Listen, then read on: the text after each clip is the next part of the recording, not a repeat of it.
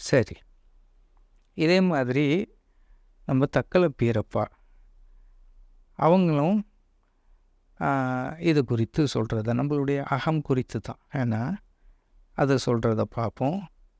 இறையை அறிவது எப்படி சொல்லடி சிங்கி, அது இறை எங்கு நின்றாடிடும் தன்னினைவாகுமே சிங்கா. நல்லா கவனிக்கணும். அது இறை எங்கு, இறைவன் எங்கே நின்று ஆடுறான்னு கேட்குறாங்க. ஏன்னு கேட்டால் ரப்புடைய அடையாளம் தான். ஏன்னா இங்கே நம்மள்கிட்ட அந்த சுடரு இருக்குதுன்ட்டு அப்பா சொல்லி காட்டுறாங்க இல்லையா, அது போயிடுச்சுட்டா நம்ம கதை என்ன ஆகும்?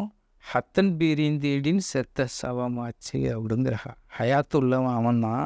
அவன்கிட்ட ஹயாத்துலேருந்து நம்மளுக்கு இங்கே சில டிசைன் போட்டு நம்மளுக்கு அந்த ஹயாத்தை தந்துருக்கிறான். அது போயிடுச்சுன்னா நம்மள்ட்ட பேராக அது கூட போயிடும். மையத்தின் பொது பேர் வந்துடும், தனிப்பட்ட அடையாளம் இருக்காது. அப்போது ஹத்தன் பீரிந்திடின் செத்த சவமாச்சு, காணாது கண்டதெல்லாம் போச்சு அப்படிங்கிறா. ஏன்னா அப்போது இறை எங்குன்னு கேட்குறா. அப்போ நம்மளுடைய ரகசியமாக இந்த நம்ம சொன்னோம் இல்லையா, அப்போது எங்குண்டாக்கா அந்த ஸ்பாட்டு நின்றாடிடும் தன் நினைவாகுமே, அங்கே தான் நினைவுகளுடைய உற்பத்தி அங்கே தான் அப்படிங்கிறத பார்க்கணும். இறை நின்றாடிடும் எங்கு நின்றாடிடும் தன் நினைவாகுமே சிங்கா அப்படிங்கிறா. அடுத்து தன்னில் விளங்கும் தவம் என்ன சொல்லடி சிங்கி, அது தன்னை மறந்து தவத்தில் இருப்பது சிங்கார். இந்த பாயிண்ட்டுக்காண்டி தான் நான் இதை ஒரு 2-3 இந்த முன்னாடி உள்ளதையும் பின்னாடி உள்ளதையும் சேர்த்து உங்களுக்கு சொல்கிறேன். தன்னை மறந்து தவத்தில் இருப்பது சிங்கார். இப்போ இதைத்தான் மாமா நம்மளுக்கு எளிமையான முறையில் நம்மளுக்கு ஒரு ப்ராக்டிக்கலாக, ஏன்னா இது எல்லாராலையும் சொல்ல முடியும், செய்கிறது ஒரு குறிப்பிட்ட சாராருக்கு மாத்திரமே சொல்லி கொடுப்பாங்க மற்ற குருமார்கள். ஆனால் இவங்க எப்படின்டாக்கா நம்மளுக்கு அதை ஒரு சபையாக ஏற்படுத்தி யாரும் உட்காரலாம், குறிப்பிட்ட நபருன்று இல்லை, இனம் மதம் பாகுபாடு இல்லை, யாரும் வரலாம். அப்போது உட்கார வச்சு என்ன செய்கிறாங்கன்னாக்கா, அப்போது நம்ம அந்த பக்கத்தில் யார் என்ன பண்ணுறான்லாம் நம்மளுக்கு தெரியாது.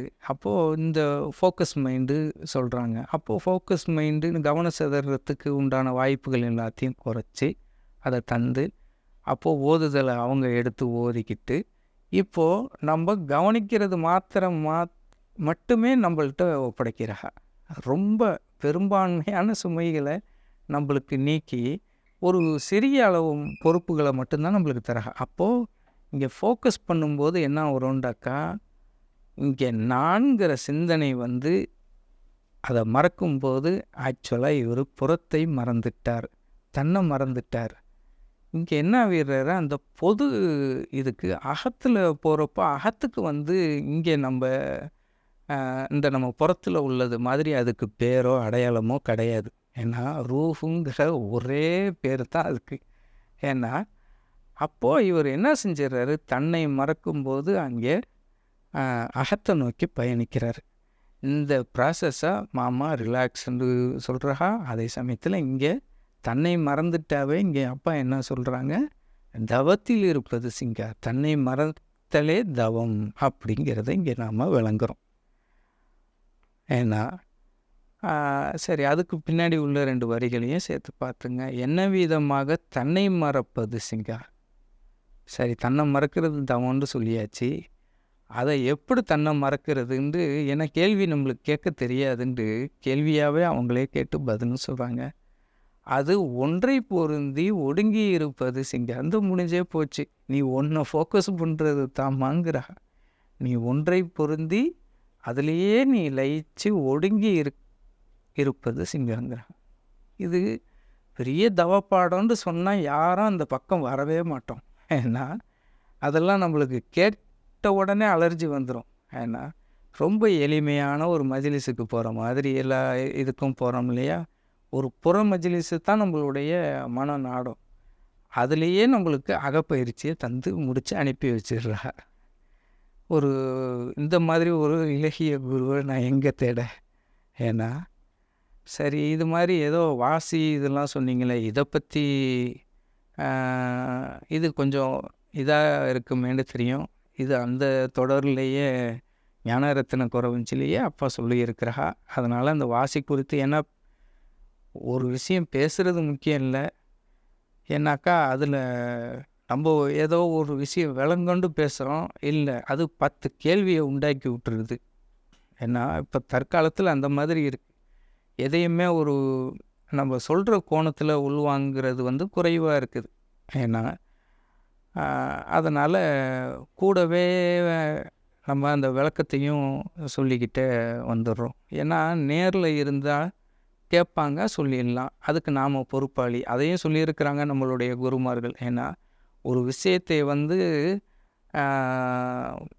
நீ பேசுகிறது முக்கியம் இல்லை, பேசின பிறகு அதில் சந்தேகம் உண்டானால் அதுக்கு நீனே பொறுப்பு அப்படிங்கிறா. அதனால தான் நிறைய பெரிய பெரிய விஷயங்களையெல்லாம் மாமாவே தவிர்த்து இருக்கிறா. ஏன்னா அது சொல்லியிருப்பாங்க, அதை பேசுகிற அளவுக்கு நம்மளுக்கு தகுதி இல்லை. சரி, இந்த வாசி சம்பந்தமாக அப்பா எதுவும் சொல்லியிருக்கிறாங்களா அப்படின்னாக்கா, தக்லப்பீரப்பா ஞானரத்தின குறவஞ்சிலேயே சொல்லியிருக்கிறாங்க, கற்பக வாசி கலந்திடும் எவ்விடம் சிங்கி. இந்த வாசி எங்கே போய் கலக்கும் அப்படின்ட்டு கேள்வி கேட்குறாங்க. அது உற்பன்ன மூலத்தின் உள்ளொளி அல்லவோ சிங்கா.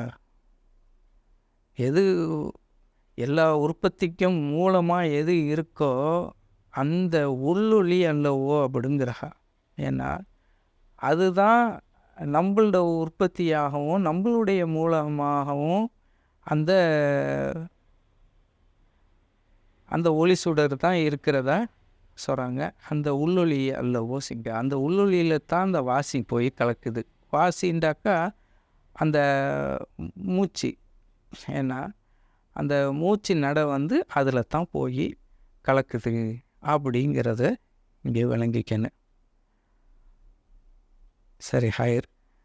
இது வரைக்கும் இங்கே நம்ம இது எல்லாம் நம்ம ஒரு கோணத்துலேருந்து பேசப்பட்டது தான். அதாவது இங்கே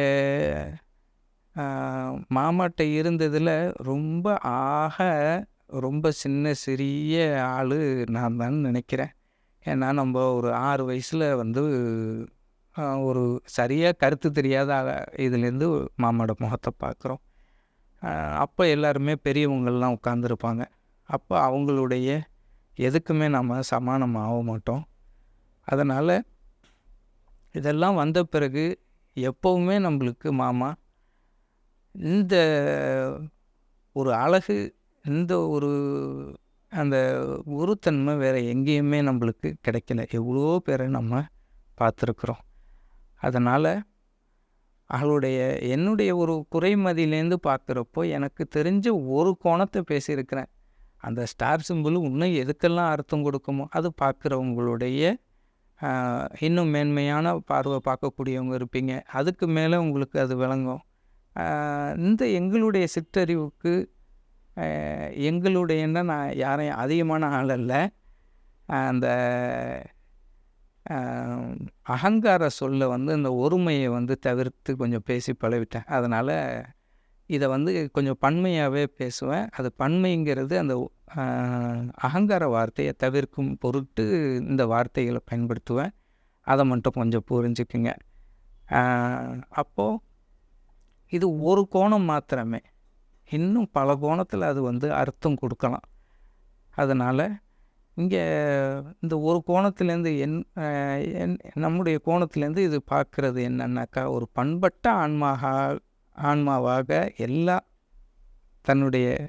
தன்னை நம்பி வந்தவங்களுக்கு எல்லாத்தையும் ஒரு பண்பட்ட ஆன்மாவாக அவங்களுடைய ரேஞ்சுக்கு ஆக்கணுங்கிறது மாமாவுடைய நோக்கமாக இருந்திருக்கு. அதுக்கு உதாரணமாக தான் தீட்சைங்கிறது யாருக்கும் தரலை. அப்படி தந்தால் ஒரு சொற்ப நபர்களுக்கு உரியவங்கண்டு அறியிருப்பாங்க. அந்த நிலையை மாமா விரும்பலை. ஏன்னா எல்லாருமே அந்த பிள்ளை எல்லாத்துக்குமே தான் இருந்து பாடம் நடத்தி அவங்கள எல்லாத்தையுமே அரவணைச்சி போகணும் அப்படிங்கிற ஒரு பரந்த மனப்பான்மை மாமாட்ட உண்டு. அதை தவிர வேறு ஏதோ அதுதான். இல்லைன்னா அவங்க தீட்சை கொடுத்துருப்பாங்க. சொற்ப நபர்கள் போதும், ஒரு அற்ப நபர்கள் போதும், சொற்ப நபர்கள் போதும்ண்டாக்கா தீட்சைன்ட்டு தந்திருப்பாங்க. அதனால் ஒரு பொதுவான குருவாக யார் வேணுமோ அவங்கள எடுத்து வழி நடக்கலாம். எல்லாத்துக்கும் பொதுவானவங்க. அதே நோக்கத்தில் இவங்களும் இவங்களை ஒரு பொதுவான குருவாக எல்லாருமே எடுத்து வாழ்கிறதுக்காண்டி, நம்மளுக்கு எளிமைப்படுத்துறதுக்காண்டி தான் இந்த காணொலியையும் நம்மளுக்கு எடுத்து தந்திருக்கிறார்கள். அதனுடைய நோக்கமாகவும் அதுவாகத்தான் இருக்கக்கூடும். அவங்களுக்கும் அஜித் மாமாவுடைய பரிபூர்ண ஆசையும் அந்த குழுவினர்களுக்கும் எஜமாமார் அஜித் மாமாவுடைய பரிபூர்ண ஆசையையும் தந்தர்கள் புரியும்படி எல்லாத்தையும் கேட்கிறேன். அல்ஹம்துலில்லாஹ்.